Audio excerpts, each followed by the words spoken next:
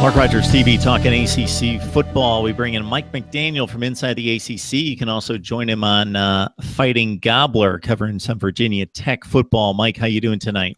I'm doing well, Mark. We've been having a little issues scheduling on both of our ends, but we're finally able to sit down and talk. So I'm doing well. I mean, we're 3 weeks away from college football. I know. We finally had to make this happen. It's been a while. Mike and I get together on a regular basis throughout the year, talking ACC football. So it was a league that was at the very top of college football at the quarterback position last year.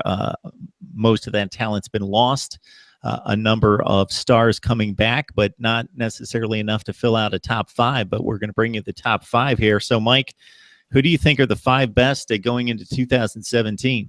Yeah, so it's a conference that's, a tale of two divisions. You have all the quarterbacks returning essentially in the Atlantic division, and then you move over to the Coastal division, and it's just the complete opposite. You have basically 1.5 quarterbacks. And the reason why I say 1.5 quarterbacks is because you have Kurt Benkert, who was kind of in and out of the starting lineup for University of Virginia last year.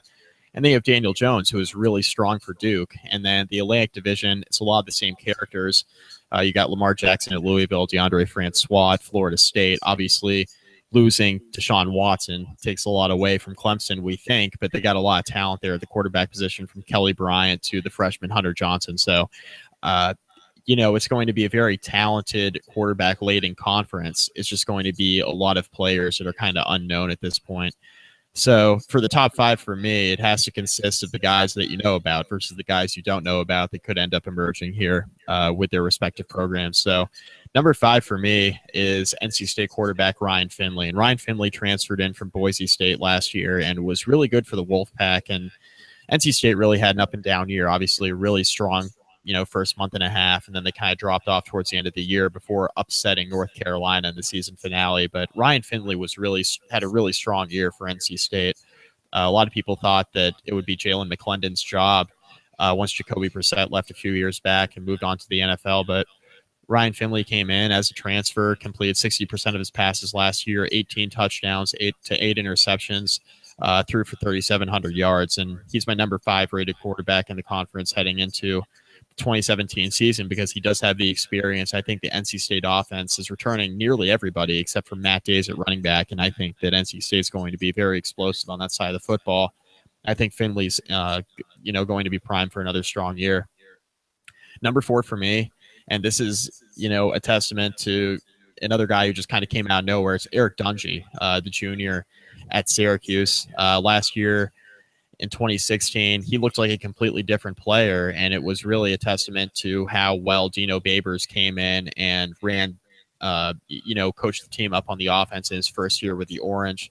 Eric Dungey was a product of that really strong, fast-paced offense that Syracuse had. He completed 65% of his passes last year for 2,700 yards, 15 touchdowns to 7 interceptions. A real gunslinger at the position there. He did get hurt about 3/4 of the way through his season, so I'm really interested to see how those numbers project if he's healthy for an entire year.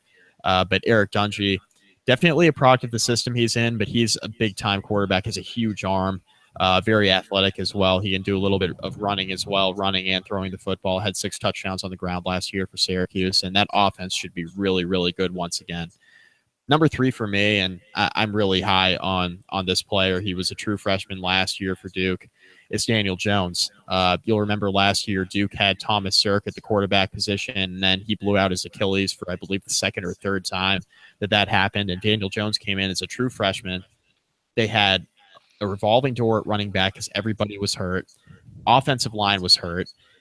And Daniel Jones, all he did was complete 63% of his passes as a true freshman, 2,800 yards, and 16 touchdown passes to only 9 interceptions.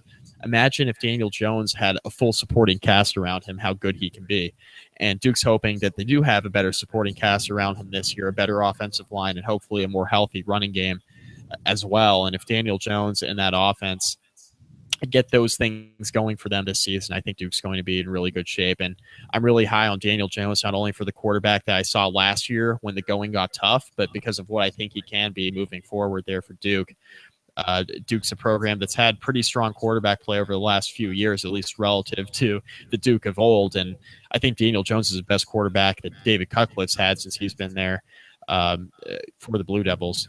Number 2 on my list is Deondre Francois. And Deondre Francois at Florida State is primed for a big year. He was another kid that came in last year, was a redshirt freshman for the Seminoles, completed 58% of his passes. But a lot, he was victim of a lot of drops too in the receiving game. So that's really kind of what plagued him. He was getting killed back there as well. Offensive line play wasn't as strong as they wanted to be at Florida State. But Francois threw for 3,300 yards, 20 touchdowns to only 7 interceptions.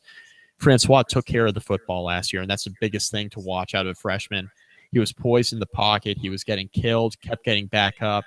Obviously, what he did against Michigan in the bowl game, nobody's going to forget that anytime soon. I mean, Francois was literally getting picked up off the turf by his teammates, and all he did was lead Florida State down for the game-winning touchdown in the final drive. So, Deondre Francois, primed for a big year for Florida State. But number 1 for me is the reigning Heisman winner, and he might be the least hyped returning Heisman winner I've ever seen. I mean, he's getting no love whatsoever, despite putting up video game numbers last year, and that's, of course, Lamar Jackson at Louisville. Completed 56% of his passes last year, 3,500 yards, 30 touchdowns to only 9 interceptions. He had 1,500 yards rushing on the ground and 21 touchdowns. The guy's an absolute machine, and that offensive line, we're talking about the offensive line at Florida State and Duke being bad. The offensive line at Louisville was absolutely abysmal. It's a miracle that Lamar Jackson won the Heisman Trophy behind that offensive line. That's how bad it was. Running game wasn't great as well. He produced a lot of offense by himself, and he's a major reason why Louisville had the year that they had last year. Obviously, the Cardinals are striving to kind of finish things off this year a little bit better than they did last year when they got off to such a strong start. They were one of the top teams in the country. Then they slipped down the stretch, lost 3 straight to end the year.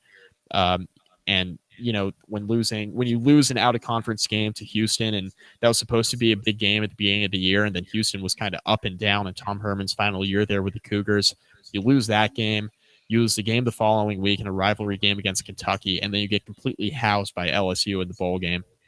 Louisville's hoping to kind of right the ship here to begin this season and push forward, and they have some unfinished business. So I'm really interested to see how Lamar Jackson responds to not only that, but the fact that he hasn't been hyped up at all as a reigning Heisman winner. So that's my top 5 in the ACC, and I think there are going to be some other guys that could eventually emerge into the mix, but there's so many unknowns in the conference right now. I think you have to go with those 5 just because they're the known commodities.